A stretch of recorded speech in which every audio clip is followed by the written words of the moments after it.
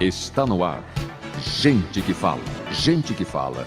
Tem texto e direção geral do jornalista Fausto Camunha. Gente que fala. Reúne de segunda a sexta-feira formadores de opinião para discutir as principais notícias do dia. Gente que fala. Tem o selo de qualidade APCOM. Olá, olá! O programa Gente que Fala está começando. Estamos no ar a partir de agora pela Rádio 365, a sua rádio de todos os dias, com imagens da AltV também, a TV da internet, redes sociais, Instagram, Facebook, o nosso canal no YouTube, tudo no ar, e a retransmissão às 10 da noite pela Rádio Cultura AM 990 de Dois Córregos, no Centro-Oeste Paulista, e também para 20 cidades lá da região. Pela próxima hora, a gente quer você por aí curtindo, comentando, compartilhando a transmissão do programa Gente que Fala nas redes sociais. Eu sou Mauro Friesman. Quarta-feira de cinzas chegou, quarta-feira por aqui, sempre os assuntos da saúde, do bem-estar e do comportamento, desfilando, e literalmente desfilando, porque ainda tem um restinho de carnaval para a gente enfrentar e para a gente curtir aí nos próximos dias.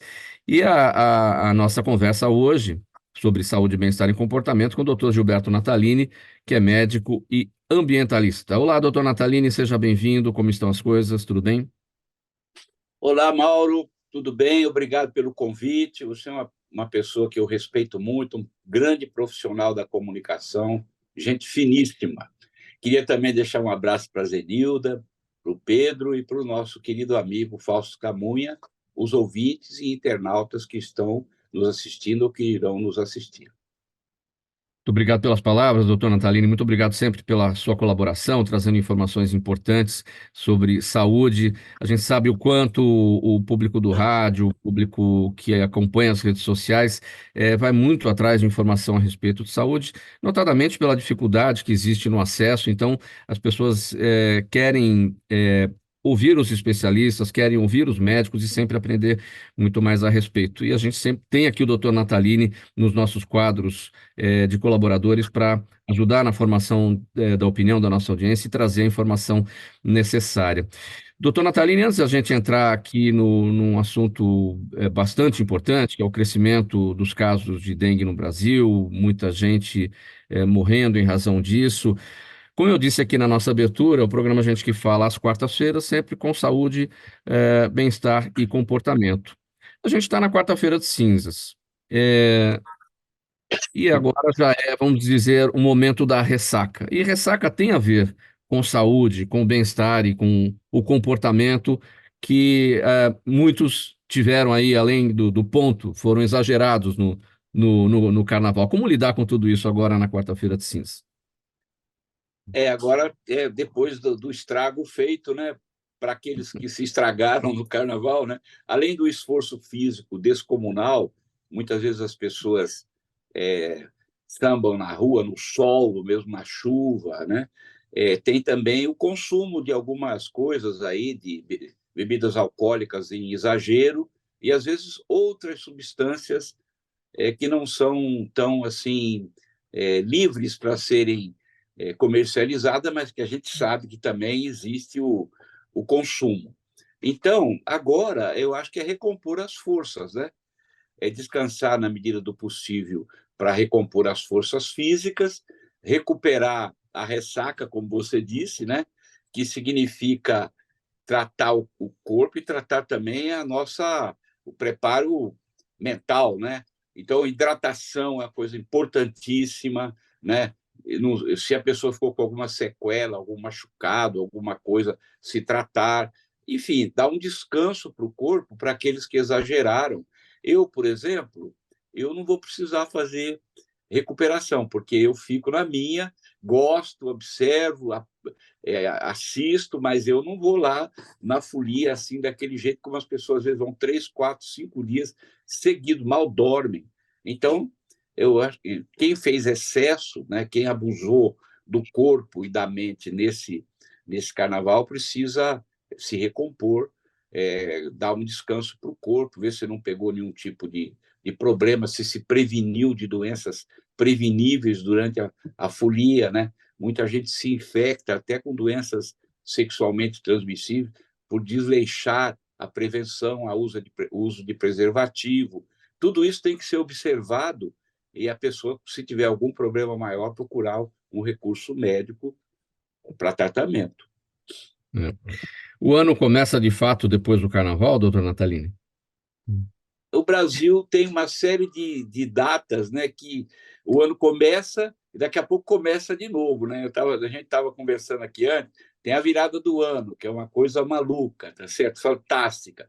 Carnaval, depois vem a Semana Santa, que é um momento mais religioso, depois vem as festas juninas. Aqui também tem muita festa junina, mas no Nordeste aquilo é uma coisa maluca, né? Uma verdadeira convulsão social em torno do São João, do São Pedro. Aí vem depois os feriados de 7 de setembro, depois a gente tem lá até chegar o Natal, né? E o Natal também é uma comoção nacional em torno do Natal. O Carnaval, eu diria que é a maior de todas as festas, né? São Paulo, os cálculos da prefeitura que vão passar pelas ruas de São Paulo, pelos bloquinhos de São Paulo, mais ou menos 15 milhões de pessoas. É mais do que a população inteira da cidade de São Paulo. Vem muita gente de fora, vem milhões de pessoas de fora para São Paulo, para o Rio de Janeiro, para Salvador, para Recife, para curtir o carnaval. Então, realmente é um momento muito nevrálgico assim da vida cultural e da vida, vamos dizer assim, de divertimento no nosso Brasil. Acho que começa mesmo depois do carnaval. Você tem razão. E sobre a saúde, a gente tem a necessidade de fazer um planejamento de saúde anual, né? Fazer os check-ups necessários. Não é o momento agora, né? Passado o carnaval, né? Porque as pessoas já acumularam, né? Tudo que aconteceu na virada do ano e no carnaval, em termos de alimentação exagerada, consumo exagerado de bebidas também. Então, não é o melhor momento para começar a cuidar da saúde. Um pouquinho mais para frente, né? Eu acho que a gente tem que cuidar da saúde toda hora, todo dia, né? Porque se você cuidar só em determinadas ocasiões, você pode, né, ser vítima de um agravo de saúde. Na verdade, a nossa saúde, a saúde humana, ela tem três grandes fatores que podem abalá-la. Primeiro, são os hábitos de vida. Hábito de vida é assim: você fuma, não fuma. Você faz exercício físico, não faz exercício físico. Você bebe demais, não bebe demais. Como é a sua alimentação? Você come alguma coisa que seja exageradamente nociva para a saúde, muita gordura, muito carboidrato, enfim, né? Você come alimento verde, folhas, que são um grande preventivo do câncer de colo, do câncer intestinal e também regulam o hábito intestinal, ou seja, né, essa parte assim de hábito de vida é o primeiro ponto. O segundo ponto é a questão ambiental, Mauro. Então é assim, se você mora no lugar e respira um ar poluído, esse ar poluído pode te causar bronquite, pode te causar asma, pode te causar, inclusive, alguns tipos de câncer de pulmão, de câncer de mama, enfim, o câncer de próstata. A fuligem da poluição é uma das causadoras de câncer de próstata. Então, o meio ambiente, então, os hábitos de vida, o meio ambiente, que é exatamente tudo que tem em torno de você, a água que você bebe, qual é a qualidade dela, entendeu? Enfim, se você mora num lugar que o solo é contaminado, se você come determinado tipo de coisa, como os índios, por exemplo, lá, os índios da Amazônia, estão comendo peixe contaminado com mercúrio, está dando doença do mercúrio nos índios. Ataca o fígado, ataca o sistema nervoso. Então, o meio ambiente. E o terceiro e último aspecto é o aspecto próprio, corporal.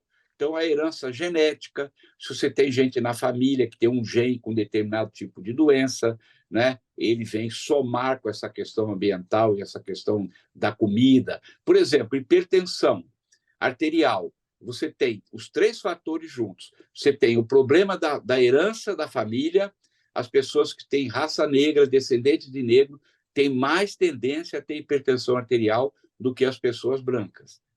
Você tem hábitos de vida, cigarro e comida com muito sal aumentam a possibilidade de pressão arterial.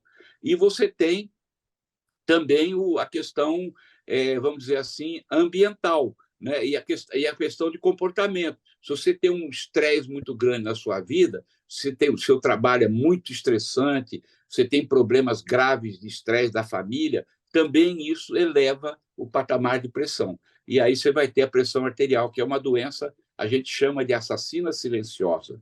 Ela atinge mais de 20% do povo brasileiro.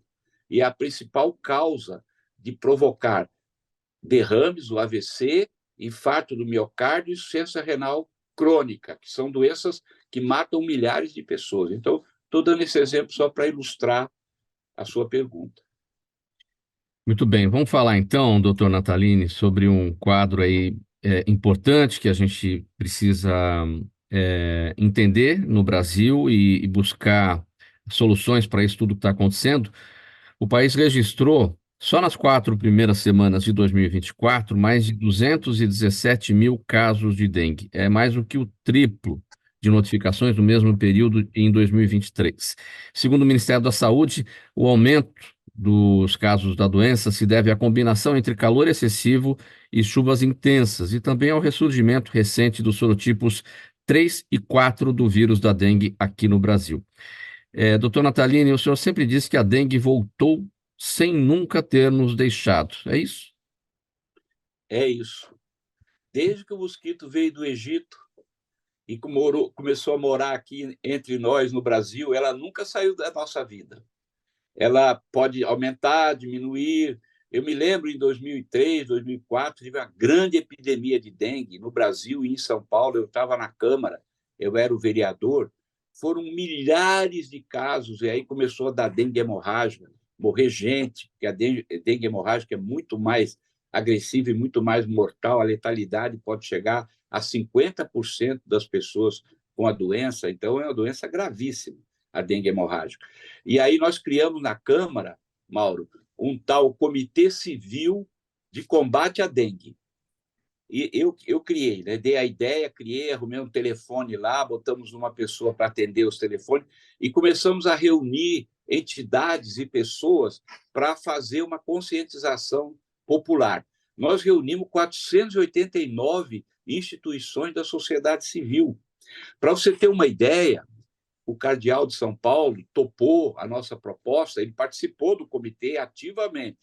Ele fez uma carta pastoral de combate à dengue, de esclarecimento e chamando os católicos para entrarem na guerra contra o mosquito, uma guerra santa. É uma guerra santa essa aí. E essa carta foi lida nas 400 paróquias da cidade de São Paulo, em todas as missas, mais de uma vez. Então, a gente envolveu os sindicatos, os partidos políticos, as igrejas, o poder público, município, estado, governo federal, as polícias. Olha, o mosquito ficou apavorado, porque nós fomos para cima. E aí, junto com as ações da Secretaria Municipal de Saúde, não tinha vacina naquela época, tá certo? Então, era mesmo ir atrás do mosquito para eliminar os criadores. Foi um sucesso o nosso trabalho. Comitê Civil contra a Dengue, que nós criamos através da Câmara. Quase 500 entidades participantes, cara. Fizemos o Carnaval da Dengue, saímos com um bloco na rua, em vários bairros, sambando, vestido de mosquito para chamar atenção. A imprensa veio junto. Bom, enfim, depois deu uma arrefecida, mas não deixou de ter os casos, entende? E o que acontece, o fenômeno que está acontecendo? O mosquito está se expandindo por áreas do Brasil que ele não estava. Hoje o mosquito está praticamente em 100% do território nacional. As áreas mais frias, o sul do Brasil, não tinha o mosquito da dengue, hoje tem e está tendo crise de epidemia. Para você ter uma ideia, a Argentina está tendo dengue. A Argentina, que era uma região fria, não tinha, o mosquito não conseguia se reproduzir lá. Hoje, a Argentina está tendo muitos, milhares de casos de dengue. Por quê? Aquilo que nós já detectamos, que você já falou. O aquecimento médio, né? A média da temperatura subindo, é tudo que o mosquito quer para se reproduzir. Ele gosta de água, se possível limpa, mas também se reproduz, já foi diagnosticado em criadouro em águas não tão limpas, mas ele gosta mais de água limpa, água parada, que não seja água corrente, e numa temperatura acima da média. Esse é o lugar certinho para o mosquito colocar os ovos e os ovos eclodirem em larvas e depois em novos mosquitos. É assim que está, então por isso que eu digo que nunca a dengue nunca nos deixou. De vez em quando ela vem com mais força, dependendo dos fatores ambientais e também um certo relaxamento, né? Você sabe como nós somos brasileiros, né? No momento de pico grave, a gente corre todo mundo e vira uma corrente enorme de solidariedade, de ação. O brasileiro é assim, ele vai por pulos, entendeu? Aí o negócio dá uma diminuída, vai começar a relaxar, falar, vamos cuidar de outra coisa. São tantos problemas de vida que nós brasileiros temos que a gente não consegue manter aquele ritmo. E a dengue, o que aconteceu? Voltou a criar muito mosquito por conta das chuvas muito exageradas, que também a mudança climática traz, a temperatura aumentada e um certo relaxamento da vigilância, tanto governamental como populacional. A população também deu uma certa dormida no ponto aí. Esse é o grande desafio a ser enfrentado, né, doutor Natalino? É o relaxamento de todos, né? Então, é o poder público que não fiscaliza, que não faz o fumacê, né? A gente conhece esse tipo de trabalho que funciona bem para matar o mosquito. A população que deixa aí os locais como criadouros e acumulando água, enfim. É como se tudo isso fosse um problema do vizinho. O mosquito, ele voa, né? Ele vai do vizinho para outra casa também. É, isso mesmo. Então, por exemplo, nós sabemos que 80% da criação dos mosquitos estão dentro dos domicílios. 80%. Só 20% está na rua, no terreno A, no terreno B, não sei aonde, 80% dentro da nossa casa. Seja no quintal da casa, seja no condomínio, ou seja em alguns galpões, algumas empresas, alguns domicílios que não são residências, mas são que tem lá uma laje que acumulou água, ninguém vai lá olhar aquela laje, tem uma caixa d'água aberta, que é também água parada e limpa, e o mosquito vai lá dentro da caixa d'água. Às vezes, vaso sanitário, cara. Em Santos, naquela epidemia de 2004, começaram a pegar o ordem judicial para entrar nos domicílios fechados, porque os veranistas eles fechavam os domicílios e iam embora, e aí começaram a descobrir que dentro da água do vaso sanitário, daqueles milhares de apartamentos em Santos, estava criando mosquito. Precisou de mais. Aí foi feito um escândalo danado para as pessoas irem lá e ajeitar, e criar uma ordem judicial que a vigilância à saúde poderia entrar nos apartamentos na marra, para acabar com o criadouro que tinha na bacia do vaso sanitário. Então, você vê que a vigilância nossa, porque o governo sozinho, Mauro, ele não consegue dar conta de acabar com o mosquito, ele não Sim. consegue. Não consegue, não tem mãos e cérebro suficiente. Então, é preciso que a população esteja educada, né? A dona de casa, a pessoa, o jovem, o estudante. Para quê? Para ir vigiar os locais onde o mosquito pode criar e tomar uma providência. Eu, por exemplo, aqui, eu tenho coleta de água de chuva. São uma série de bambonas que eu tenho, elas são fechadas, certo? Elas são lacradas, a água vem por uma mangueira, entra dentro, então, teoricamente, o mosquito não teria como entrar, mas eu não me dou por satisfeito. Eu gasto um dinheirinho, compro Cândida, água sanitária, e duas vezes por semana eu jogo água sanitária em todas as bambonas para evitar e faço uma visualização, né? Normalmente eu não vejo nada de larva dentro das bambonas, mas tem os pratinhos de vaso. Olha lá, lá eles criam também nos pratinhos de vaso. Aí a gente tem que pôr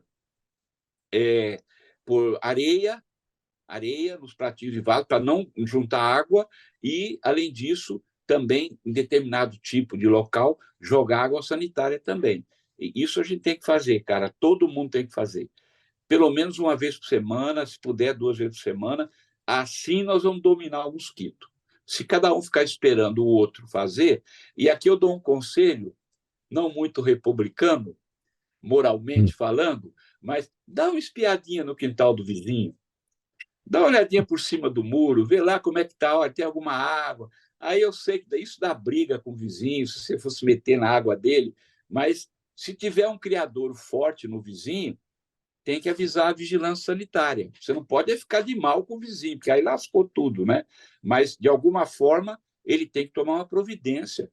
Então, a gente tem que tomar conta da nossa casa e, se possível, dos parentes, dos amigos, fazer uma corrente, quase uma corrente de oração contra o mosquito. É isso que a gente faz, é isso que eu É. tenho feito.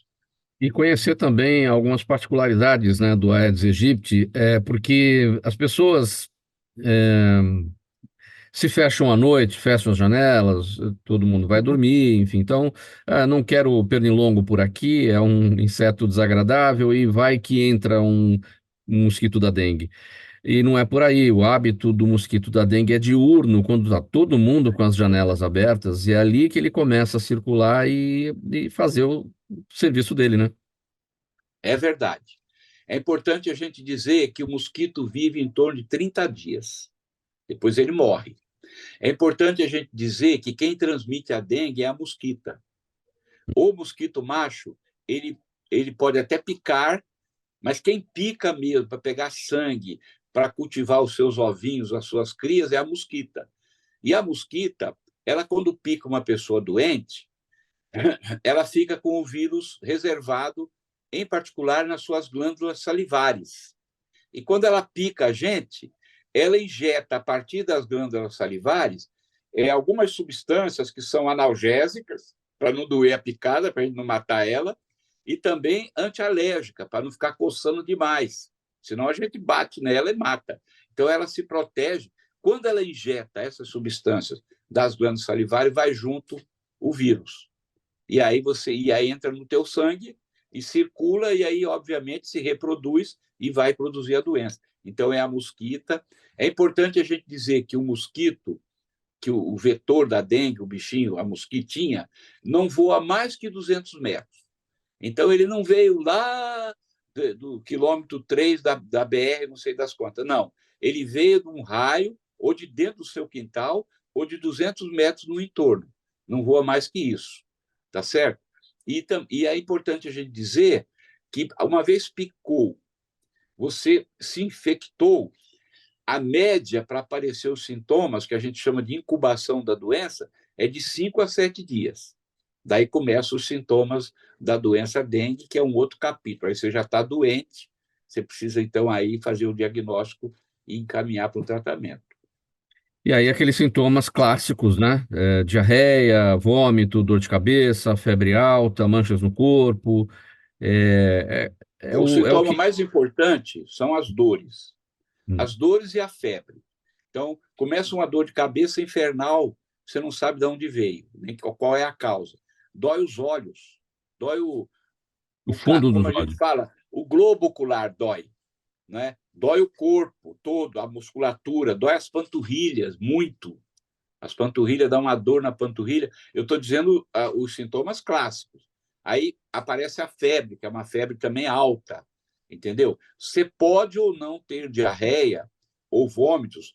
Se você tiver infecção intestinal, você pode ou não ter a diarreia, mas pode não ter também. Então, a diarreia já é uma coisa mais, vamos dizer assim, pode ou não aparecer. Agora, as dores pelo corpo, características dessas que eu falei, a febre alta, né?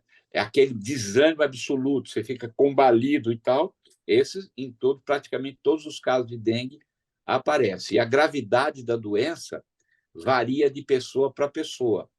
Depende da resistência que você tenha, a tua imunologia, depende do seu estado físico, né, da sua energia física, se você está bem de saúde ou não. Então, de pessoa para pessoa, os sintomas são variados. A maioria das vezes, na dengue, na primeira vez, a pessoa tem os sintomas, tem a infecção, e aí, com tratamento básico, ela vai se recuperando com o passar dos dias e volta à normalidade, na maioria das vezes. Agora, tem os casos que complicam, e aí você precisa de internação hospitalar, não há tratamento específico para dengue. Não há um antibiótico que você vai dar, porque antibiótico não mata vírus, antibiótico mata bactéria. Então, não há um antibiótico. Você vai lá, vou tomar. Não, você tem que hidratar muita hidratação, muita, para não dar insuficiência renal e não dar também problema cardiovascular. Hidratação, se for grave, tem que tomar soro na veia, tem que ficar no hospital. E também analgésicos, né, antitérmicos, proibido usar ácido acetil salicílico, porque ele diminui a viscosidade do sangue e favorece as hemorragias que existem na dengue hemorrágica. Então, não tome AS de jeito nenhum, toma outro analgésico, que existem vários por aí, tá certo? Enfim, é mais ou menos o que a gente faz, né, na Por que, doença. por que que a vacina, que é o grande caminho, é uma situação ainda tão difícil, tão escassa, tão cara e tão difícil, né, de distribuir, doutor Natalino? Bom, essa é a lógica da pesquisa científica, né? Qualquer remédio que a gente tem remédios aí que surgiram na praça. Quando eu me formei, rapaz, a gente tinha 3 remédios para tratar câncer. 3. Hoje tem, não vou dizer 3.000, que é muito, mas tem muitos remédios para tratar câncer. E o mesmo tipo de câncer pode escolher remédios diferentes. Então, a ciência. Agora, isso demora, viu, Mauro? A pesquisa científica, você lembra da Covid? A vacina da Covid foi assim um milagre que a ciência fez de colocá-la na praça tão rapidamente. Eu achei que foi uma vitória da ciência maluca. A dengue, estão pesquisando essa vacina há muito tempo.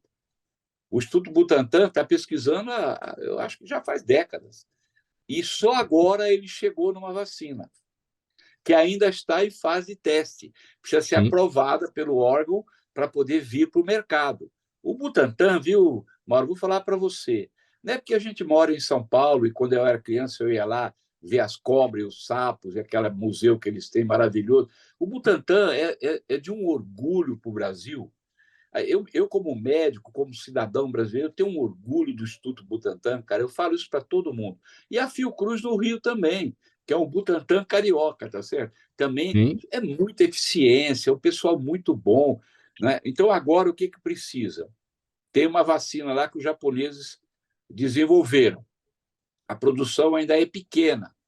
Tem que ter investimento, tem que ter dinheiro para o Butantan terminar, agilizar os testes lá na Anvisa, agilizar rapidamente, não passar por cima das normas técnicas. Não é isso que eu estou falando, mas agilizar, tirar da burocracia, fazer uma sim. força-tarefa, né?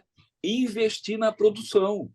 Mas investir muito. Ah, mas o Butantan é estadual e o Ministério é federal. Dane-se. E o mosquito é o quê? O mosquito é internacional. Já está para tudo que é canto. Tá certo? Então, nesse negócio de estadual, federal, tem que sentar os 3 governos, inclusive o governo do município, e falar o que nós vamos fazer para botar essa vacina na rua rapidamente. Eu estou muito chateado, muito triste, sinceramente. Vou fazer uma confissão para você, porque o SUS vai comprando 6 milhões de doses. 6 milhões de doses dá para tratar 3 milhões de pessoas, porque cada pessoa toma 2 doses, tá? Sim. E a gente está vendo a vacina sendo cobrada R$ 350 na rede de farmácia pelo Brasil afora. Quer dizer, quem é a pessoa do povo pobre que tem R$ 300 para pagar uma vacina? Não tem, cara. Não tem R$ 300 para comprar comida. Então, esse negócio, as vacinas que estão na rede privada, elas precisam ser trazidas para a rede pública. É claro, algumas clínicas particulares de vacina, se querem comprar e querem vender, alguém quer ir lá comprar, tudo bem. Mas popularizar a vacina nas farmácias a R$ 350, enquanto as unidades de saúde estão selecionando de tal em tal idade. Agora o Ministério falou uma coisa, vai mandar a vacina para 11 municípios da Grande São Paulo e a capital ficou de fora. Pô, isso aí não dá, não pode. Está errado essa prática. Eu critico numa boa, eu critico fraternalmente, não estou destruindo ninguém, nem o esforço da ministra e do secretário, não. Mas a condução do processo está errada. Você não pode distribuir vacina e ganhar dinheiro em cima de uma epidemia ou de uma possível epidemia. Isso é uma covardia que é feita com o povo mais pobre que não pode comprar a vacina. Vai ter que bater na farmácia, por quê? Porque vai na unidade básica de saúde e não tem. Está errado isso aí. Infelizmente, a gente tem que fazer essa pontuação. Programa Gente que Fala, edição de quarta-feira, sempre com saúde, bem-estar e comportamento, desfilando aqui entre os nossos temas. Uma parada breve agora para o intervalo. A gente volta já já com a sequência aqui da nossa conversa com o Dr. Gilberto Natalini. Até já.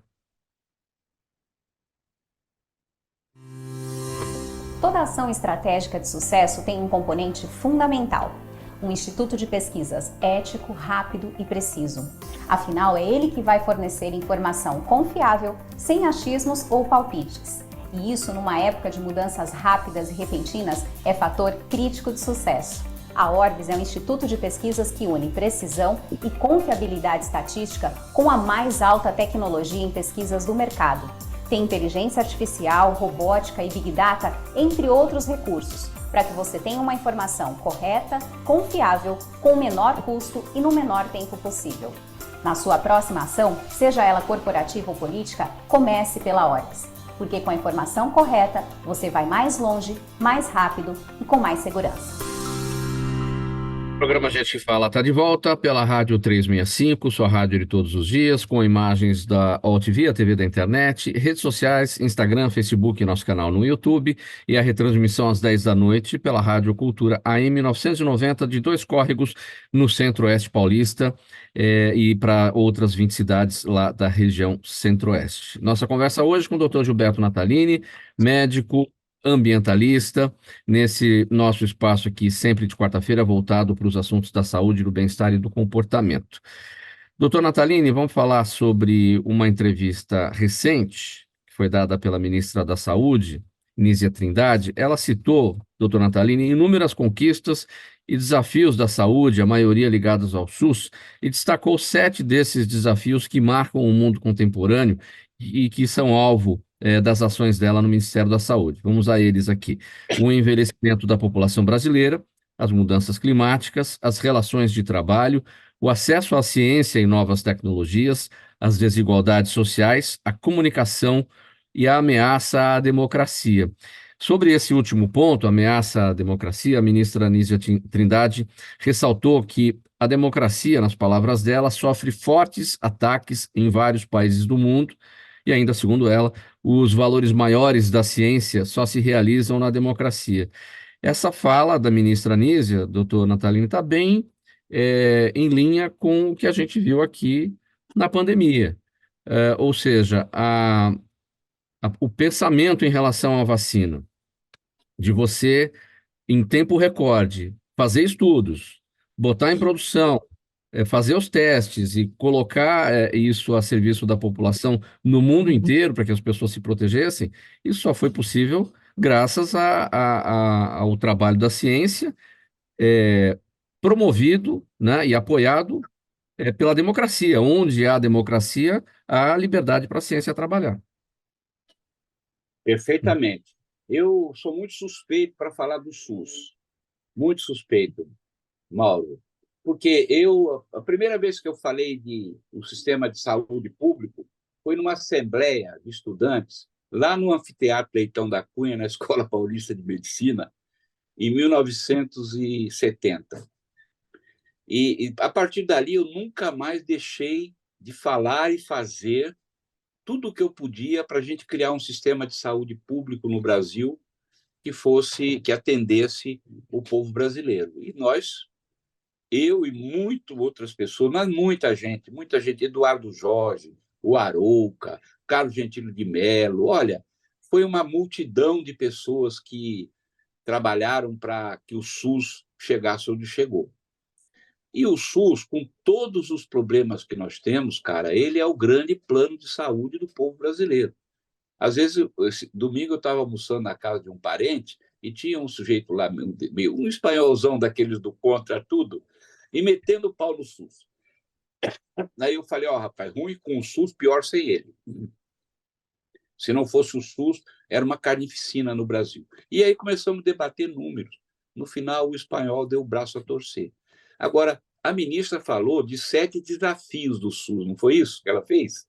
Exatamente. 7 fatos desafiadores que envolvem o SUS, mas ela omitiu um que, do meu ponto de vista, é o maior e o mais perigoso para o SUS, que é o desfinanciamento.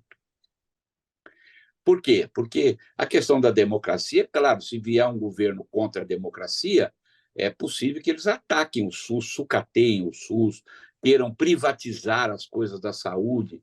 Às vezes os governos democráticos fazem isso, nós temos visto isso aí. Na presidente Dilma Rousseff, ela abriu a possibilidade das grandes empresas estrangeiras de saúde comprarem, era proibido por lei, pela Constituição, e ela mudou a lei para permitir. O que aconteceu? Houve uma piora descomunal no sistema suplementar de saúde no Brasil. Então, não era um governo ditatorial, era um governo eleito, mas, né? Então, eu quero dizer assim, tudo o que a ministra falou, eu assino embaixo. São os desafios, é uma luta diária, de minuto em minuto, para a gente fazer com que o SUS possa enfrentar e vencer, superar esses desafios.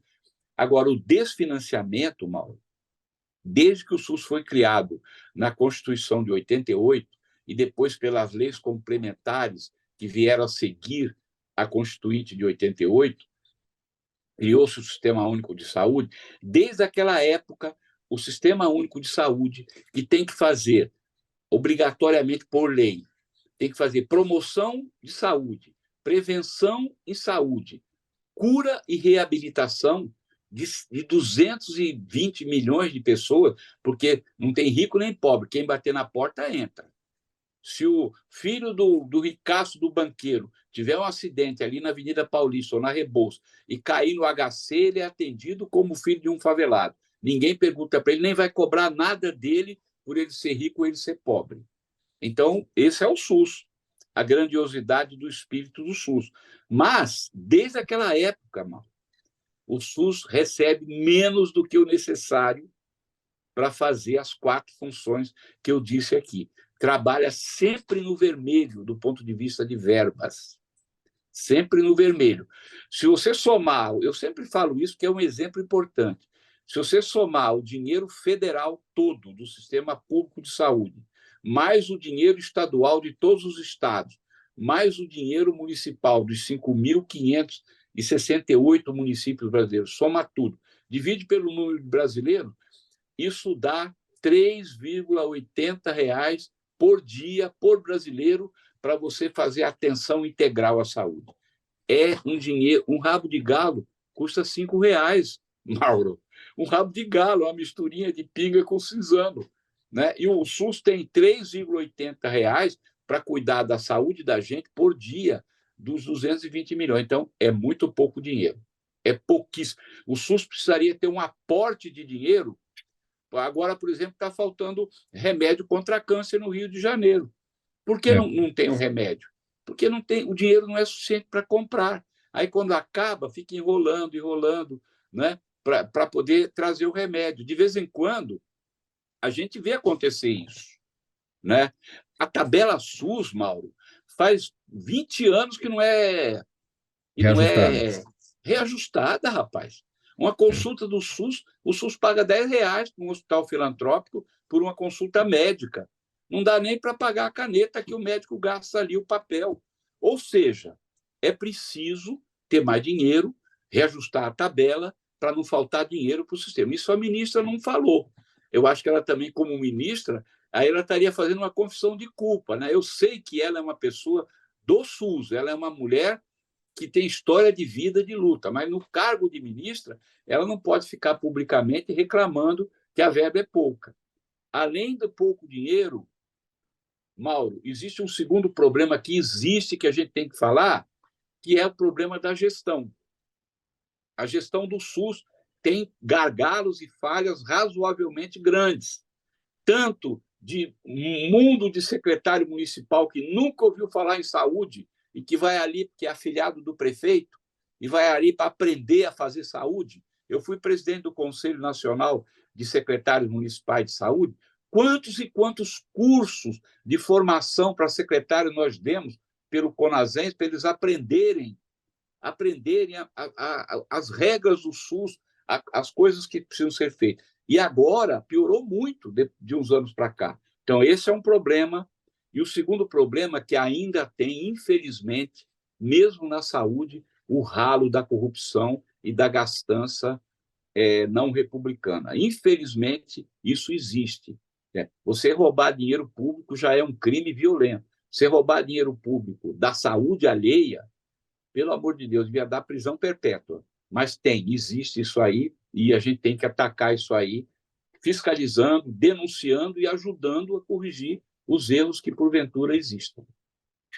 Doutor Natalino, o senhor tem total razão. A ministra Anísia Trindade realmente não falou do pouco dinheiro, do subfinanciamento, nem da necessidade de combate à corrupção, mas o espanhol que o senhor citou, ele certamente pensou nisso e por isso ele criticou o SUS. Mas o erro do espanhol é porque ele criticou certamente os médicos, os profissionais da saúde, os trabalhadores do SUS. E a culpa deste problema não é do profissional da saúde, é da gestão, né? Então foi por isso que ele se referiu ao SUS dessa maneira, mas é o que o senhor falou, a gente tem que aqui valorizar o SUS, tem que correr atrás do que é preciso, porque ele é de fato o grande plano de saúde para todos os brasileiros. E olha, descobrimos isso durante a pandemia de Covid-19, que aí não teve classe social, aí foi todo mundo correr para o posto de saúde para tomar vacina.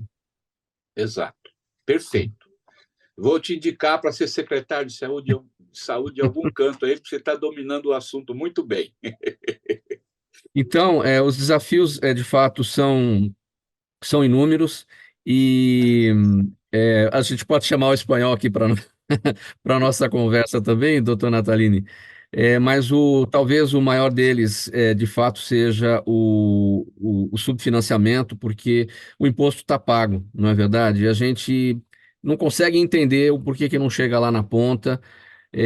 O Brasil, que é referência na área da saúde, graças ao SUS, no tratamento de doenças supercomplexas, do câncer, doenças raras, enfim, e tem essa dificuldade tão grande lá na porta de entrada da unidade básica de saúde para problemas simples, às vezes por um simples resfriado, né? É ali que o problema do subfinanciamento vai aparecer, né? Eu vou dar alguns números para você ver o tamanho do SUS. Não são números do ano passado, porque eu acho que esses números do ano passado não saíram ainda. Mas o SUS faz no Brasil 4 milhões de partos por ano. Partos. O SUS faz 11 milhões de internações médicas por ano. O SUS faz, Mauro, 480 milhões de consultas médicas por ano. Dá em torno de 2 consultas e meia por brasileiro por ano, que é uma média bem elevada. No resto do mundo, é de 2 para baixo, tá certo? O SUS faz, cara, 3,5 bilhões de exames de sangue, exame de urina, exame de fezes, raio-x, procedimentos de diagnóstico.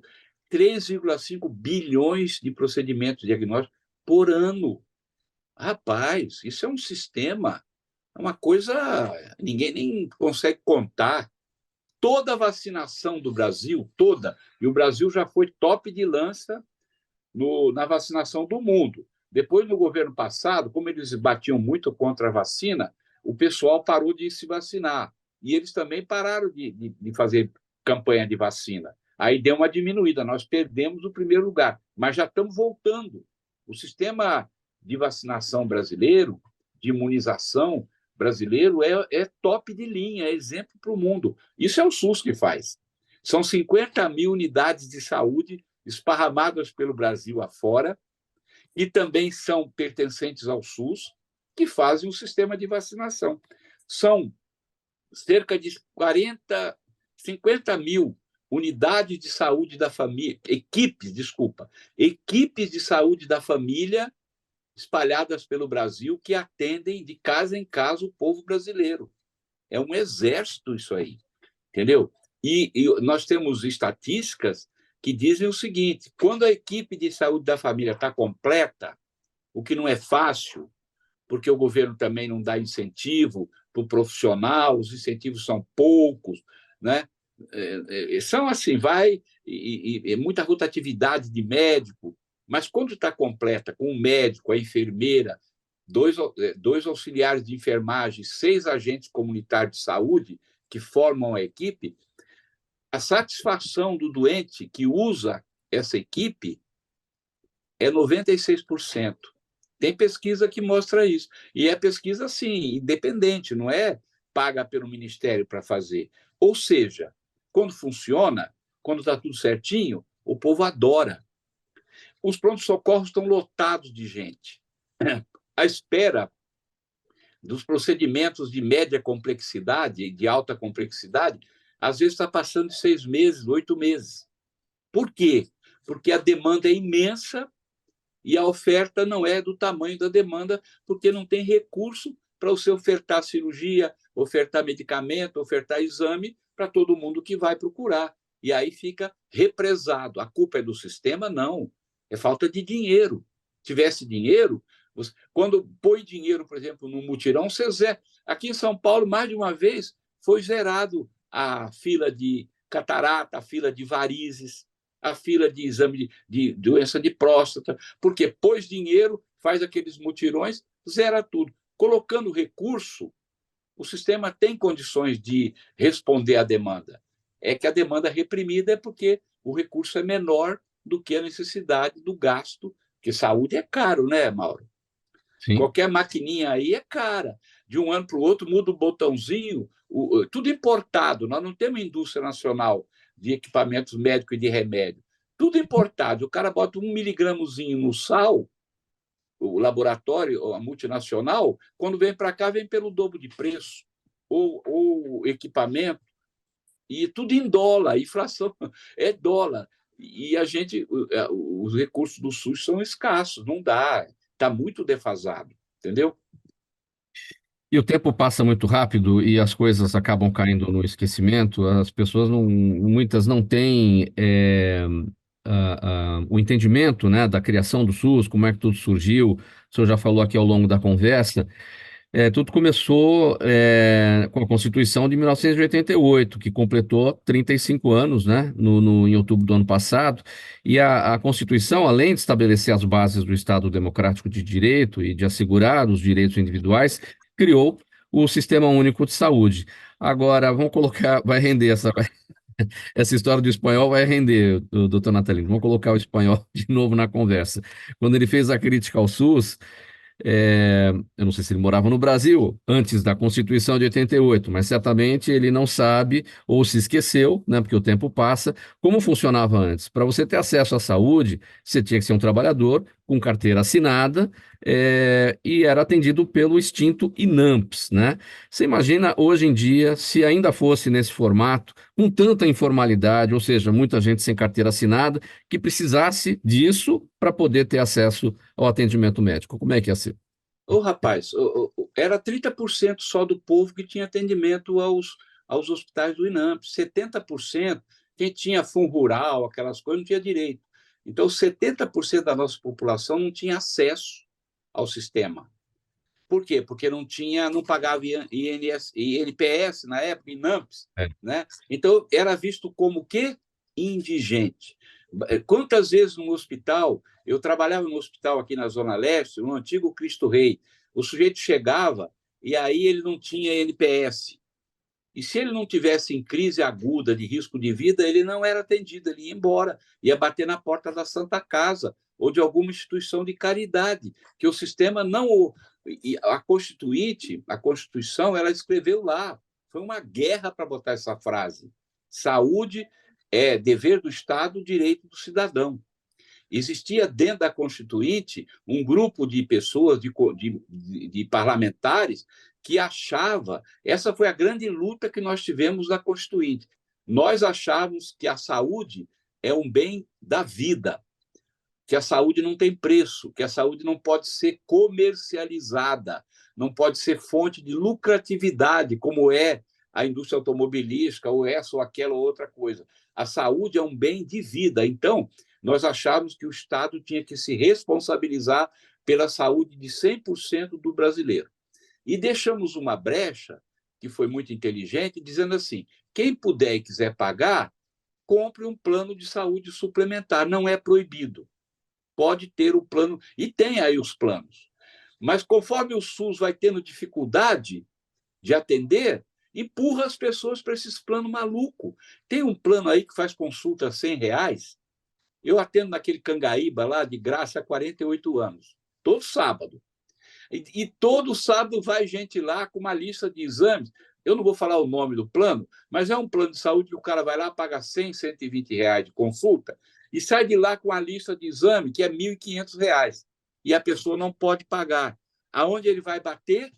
Vai bater no SUS para o doutor trocar aquela lista para ele poder fazer os exames no SUS para não poder pagar, porque ele não pode pagar. Então, a saúde é um bem público, é um bem de vida.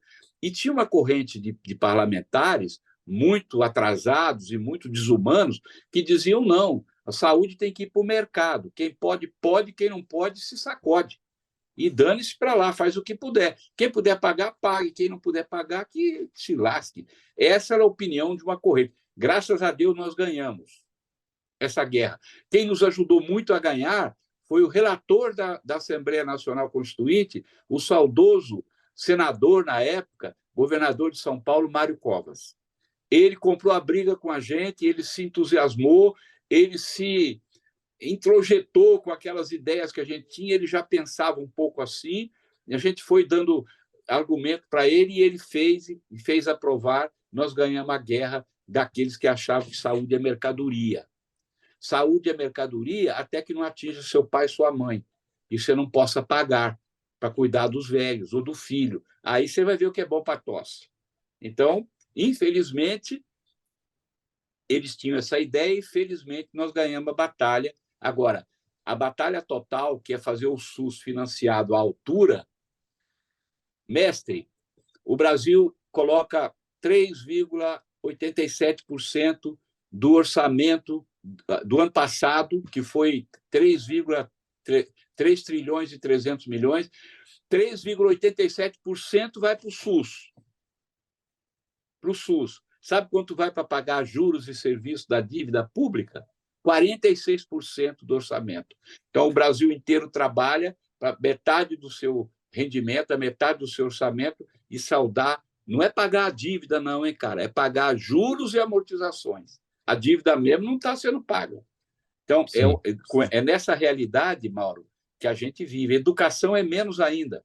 É um pouquinho mais do que 3%. Segurança pública é 0,7% do orçamento vai para a segurança pública. Não é à toa que nós estamos vivendo no meio desse tiroteio aí. Não tem recurso para a segurança pública. Tudo drenado para o sistema financeiro, para juros e serviços da dívida pública. Esse é o Brasil que a gente vive, infelizmente, estamos enfrentando isso. E também, doutor Natalini, não vamos poupar as críticas para o sistema suplementar de saúde, né? Porque, sim, a saúde é cara, o senhor já destacou, mais do que cara, a saúde ela está sempre num processo de encarecimento, um negócio que não termina nunca. E aí os planos de saúde se aproveitam disso, porque eles não colocam às claras as suas planilhas para demonstrar o porquê que aumentam tanto os valores, e a agência reguladora também não toma conta disso. E aí vai tirando as pessoas do plano de saúde também, porque fica impossível pagar. Então, está faltando transparência, a saúde é cara, a gente entende isso, mas precisa ser feito de outra forma, né? Por que existe medicina suplementar? Porque o SUS não dá conta de atender todo mundo, né? Então, as pessoas são obrigadas. Eu acabei de falar, o cara vai naquele sistema lá de consultinha de R$100, mas depois, na hora que o negócio pega fogo mesmo, de exame, de internação, então, quem que consegue pagar uma internação privada? Nosso povo é pobre, entendeu? Os Estados Unidos, que é um povo muito mais rico, lá não tem SUS. 50 milhões de americanos morrem à míngua, pedindo esmola na porta de hospital, 50 milhões, cara. Aqui, o sistema suplementar existe porque o SUS não tem recurso suficiente para atender a maioria da população. Então, vamos dizer, São Paulo, 65% dos paulistanos são SUS dependentes, como a gente chama. E 35% tem convênio. Agora, tem convênios e convênios, cara. Tem convênio, se você pagar 5 mil por mês, quem é que pode pagar 5 mil reais num convênio por mês? Para ele, a mulher, 2 filhos, quem é que pode pagar? Pouquíssimos. Então, se você pagar 5 mil por cabeça para o convênio, ele te recebe e faz tudo, ou quase tudo. Mas a maioria dos convênios, eles dão aquele basal. Se você precisar de um transplante, te empurram para o SUS. Se você precisar de um tratamento oncológico caro, com remédio para câncer, te empurram para o SUS. A maioria dos convênios são arapucas. São arapucas. Você vai à consultinha, o raio-x, o exame de vista, até aí tudo bem. Encrencou, eles dão um jeito de mandar você, expulsar você para o sistema público. Então, os convênios são um mal do sistema, na minha opinião, porque o povo brasileiro não consegue pagar, e saúde é cara. Se você não pagar muito, eles não conseguem financiar a tua saúde, e você pagando pouco, eles vão te dar aquele basal, aquele feijão com arroz, que na hora H do negócio apertar, não adianta, não vai resolver o seu problema grave de saúde.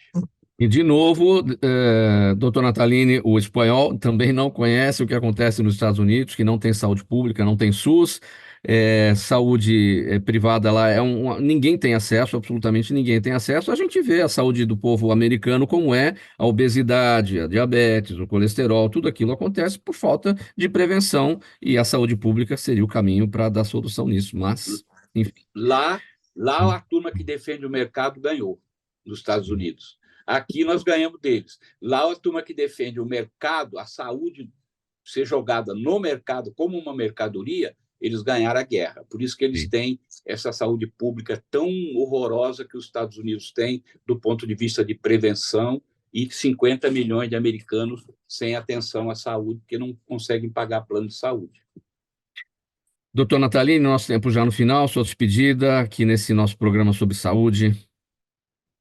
Eu só posso agradecer a você, agradecer a turma toda do programa, porque vocês são muito gentis de me convidar, e quando eu posso, eu participo mesmo, porque é um programa bom, querido, bem assistido, tem um público cativo. Eu faço a maior propaganda do Gente que Fala nas minhas redes sociais, coloco esses programas nas minhas redes sociais para reproduzir, mas vocês têm pernas próprias e longas. Então, muito obrigado, parabéns e boa sorte esse ano que está entrando para vocês todos.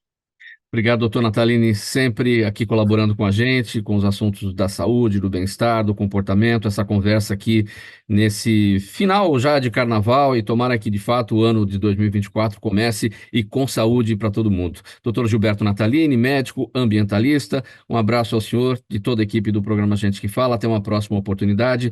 Programa Gente que Fala por aqui, sempre realização da ABECOM, apresentação minha, Mauro Friesman, pauta e redação Pedro Schiavon, Zenilda Salvato, nossa diretora de produção, jornalista Fausto Camunha, nosso diretor-geral, você espectador, você ouvinte, você internauta, razão, todos os dias aqui a nossa presença no ar. A gente volta então amanhã a partir do meio-dia, e você fica aqui na programação da Rádio 365. Um abraço a todos, tchau e até lá.